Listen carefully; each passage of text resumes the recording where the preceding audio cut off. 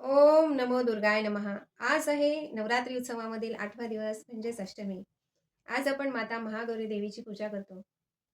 आणि आजची आपली वनस्पती आहे तुलसी म्हणजेच तुळस, जी आपल्या सर्वांच्या घराघरामध्ये आढळते. तुलसीचे जे पानं आहेत ते तिखट आणि थोडीशी कडू चवीचे असतात आणि उष्ण असतात. पण तुळशीच्या ज्या बिया आहेत त्या मात्र गोड आणि थंड असतात. तुलसीला दीपनी श्वासहरा असं म्हटलंय.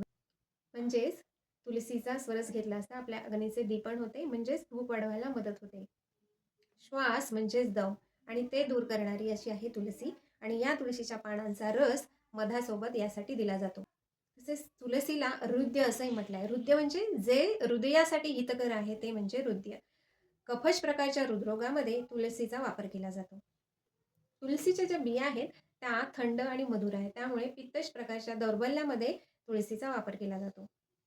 मूत्रपुच्छ म्हणजेच मूत्र प्रवृत्तीच्या दरम्यान ज्यांना वेदना होतात तसेच दाह होतो त्यांना तुळशीच्या बियांचा सरबत पिण्यासाठी दिला जातो. जर खोकल्यावाटे जर कफ पडत असेल तर त्यासाठी तुळशीच्या पानांचा रस मधासोबत दिला जातो. अशा प्रकारे बहुगुणांनी युक्त असणारी तुलसी आपल्या घराच्या अंगणामध्ये असायलाच हवी. माता महागौरी आपणा सर्वांच्या आरोग्याचे रक्षण करो. ओम नमो दुर्गाय नमः.